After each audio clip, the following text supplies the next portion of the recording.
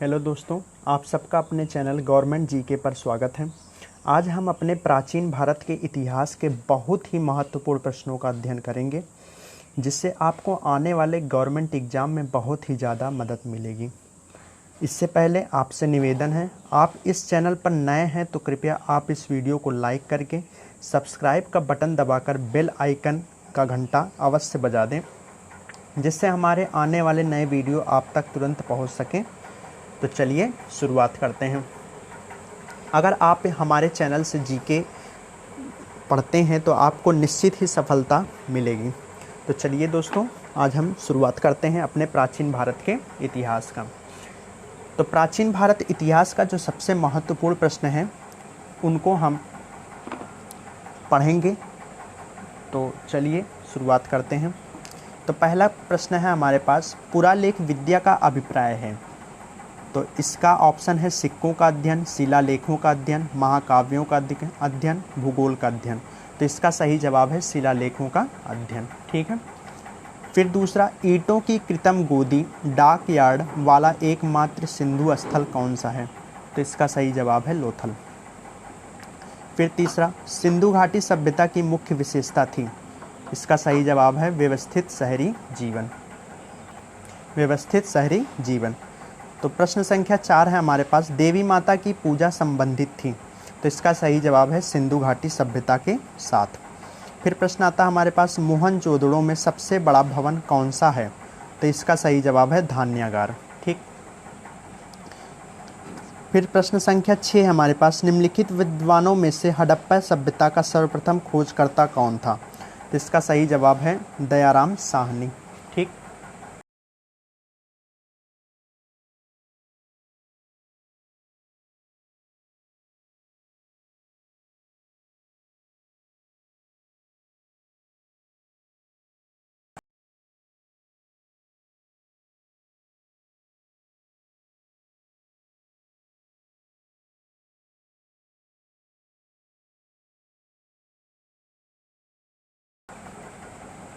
फिर प्रश्न आता है, सिंधु घाटी में मोहनजोदड़ो का क्या अर्थ है। तो इसका अर्थ है मृतकों का टीला। फिर किस स्थान पर हड़प्पन समय के रथ की एक प्रतिमा प्राप्त हुई है। तो इसका सही जवाब है दैमाबाद। किस जिले में मोहनजोदड़ो स्थित है। तो इसका सही जवाब है लरकाना। भारतीय शासन के प्रतीक ये शब्द सत्यमेव जयते निम्नलिखित किस ग्रंथ से लिए गए हैं। तो इसका सही जवाब है उपनिषद मुंडकोपनिषद। ठीक। मुंडकोपनिषद से हमारा जो कि हमारा उपनिषद है, इसमें से हमें सत्यमेव जयते प्राप्त हुआ है। इसके बाद प्रश्न संख्या 11 हमारे पास क्या कह रहा, भारत में वर्ण व्यवस्था किसके लिए बनाई गई थी। तो इसका सही जवाब है व्यावसायिक श्रम विभाजन के लिए। फिर हमारे पास प्रश्न आता है, भारतीय संगीत का उद्गम किसमें खोजा जा सकता है। तो सामवेद की संहिता में। ठीक। फिर प्रश्न संख्या 13 हमारे पास है, आरंभिक वैदिक काल में वर्ण व्यवस्था आधारित थी। तो इसका सही जवाब है व्यवसाय पर।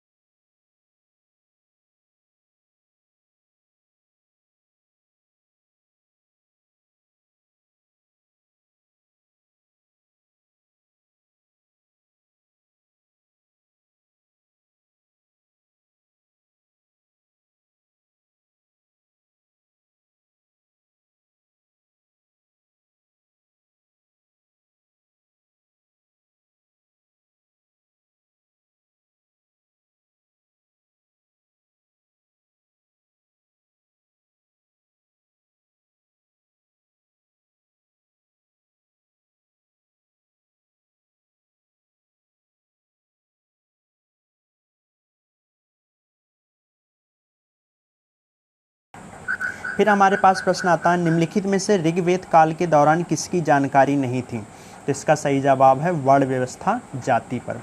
ठीक। निम्नलिखित में से कौन सा एक अन्य मनुष्य द्वारा सबसे पहले प्रयोग होने वालों में से अन्य था? तो सबसे पहला जो अन्न हमें प्राप्त हुआ था वो था जौ, ठीक, जिसे यव भी कहते हैं।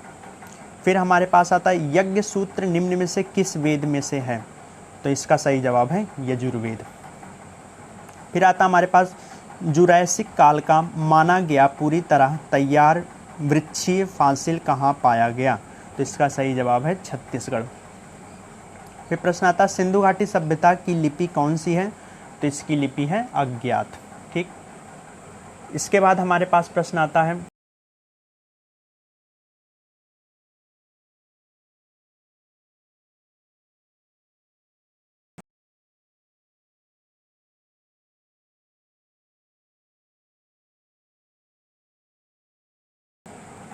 निम्नलिखित में से कौन सी जनजातीय सभा सामान्य रूप से जनजातीय सरदार मुखिया के चुनाव में शामिल होती थी?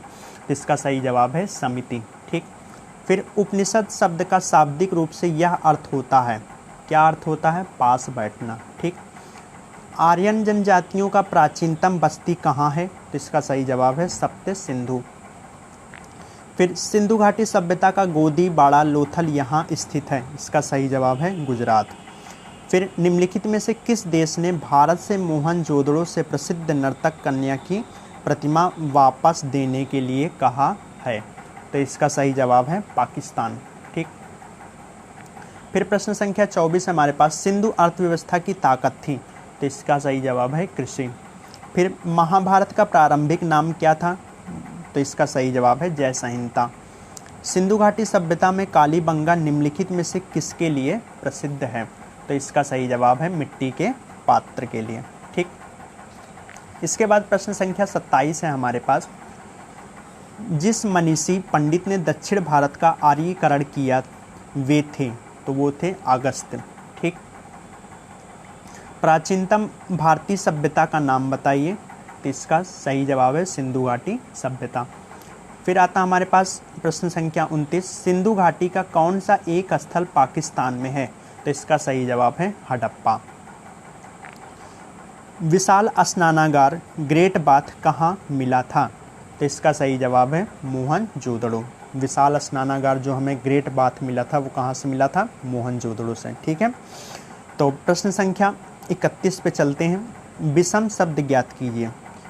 इसमें हमें कुछ शब्द दिए हैं, इसमें हमें बताना है कि विषम शब्द कौन से हैं। तो पहले देखिए सामवेद, दूसरा यजुर्वेद, तीसरा विष्णु पुराण और चौथा ऋग्वेद। देखिए सामवेद भी एक वेद है, यजुर्वेद भी एक वेद है, ऋग्वेद भी एक ही वेद है, लेकिन विष्णु पुराण जो है एक पुराण है। तो इसका सही जवाब हो जाएगा विष्णु पुराण।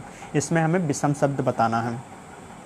फिर प्रश्न संख्या 32 है हमारे पास, सिंधु घाटी की सभ्यता के लोग किसकी पूजा करते थे? तो इसका सही जवाब है पशुपति। ठीक। फिर प्रश्न संख्या 33 है, उपनिषद क्या है? तो इसका सही जवाब है हिंदू दर्शन का स्रोत। निम्नलिखित का मेल कीजिए। ठीक। तो इसका हमें मेल करना है।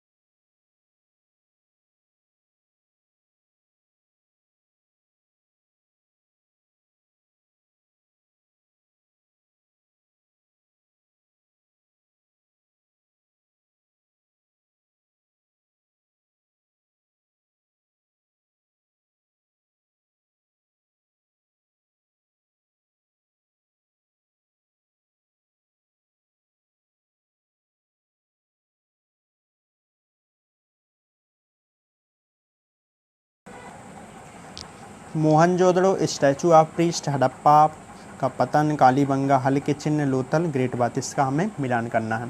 प्रश्न संख्या 35 पे चलें अगर हम, निम्नलिखित में से किस वेद में जादू, चमत्कार तथा मंत्र दिया गया है?